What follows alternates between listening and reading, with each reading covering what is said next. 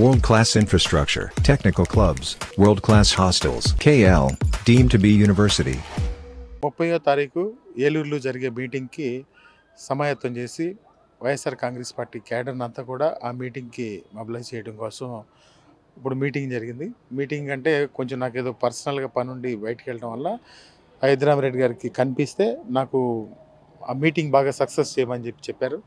తప్పకుండా కూడా రేపు మా పామరు నియోజకవర్గం నుంచి 10,000 మందికి పైగా కూడా ఈ మీటింగ్కి తీసుకెళ్ళి ఆ మీటింగ్ని విజయవంతం చేసి ప్రతి ఒక్క వైఎస్ఆర్ కాంగ్రెస్ పార్టీ కార్యకర్తకు కూడా రేపు ఎలక్షన్కి చేయవలసిన అంశాలు అన్నీ కూడా ఆ కార్యకర్తలకి జగన్మోహన్ రెడ్డి గారు దిశ నిర్దేశం అన్నీ చేస్తారని చెప్పారు.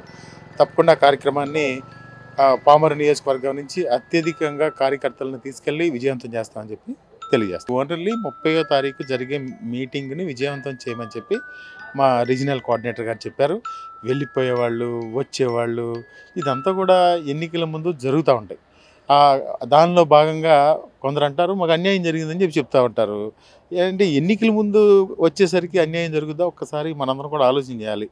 అన్యాయం జరిగిద్ది ఆ రోజు నువ్వు భావించి పోరాటం చేస్తే అందరూ కూడా బ్రహ్మాండంగా వచ్చి నిజంగా అన్యాయం జరిగిందని గుర్తిస్తారు.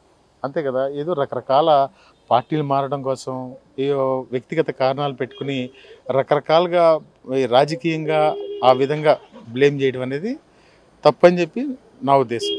కష్టమైనా నష్టమైనా ఒక లీడర్తో మనం వెళ్ళాం, చివరిదాకా ఉండాలి. 2 నెలలు గుర్తొచ్చేసరికి అన్యాయం జరిగింది అంటే అది కరెక్ట్ కావాలని కాంట్రవర్సీ చేయడం కాదు. మీరు అడిగారు వెళ్ళిపోయే వాళ్ళ గురించి అది ఇదని అడుగుతున్నారు, నేను చెప్పాను అంతే తప్ప శారద గారికి వర్తిస్తుందా లేకపోతే ఇంకొకరు వర్తిస్తే అది కరెక్ట్ కాదనేది నా ఉద్దేశం. మరిన్ని వీడియోస్ కోసం ఛానల్ ని సబ్స్క్రైబ్ చేయండి, లేటెస్ట్ అప్డేట్స్ కోసం వాట్సాప్ ఛానల్ ని ఫాలో చేయండి అండ్ లింక్ డిస్క్రిప్షన్ లో ఉంది.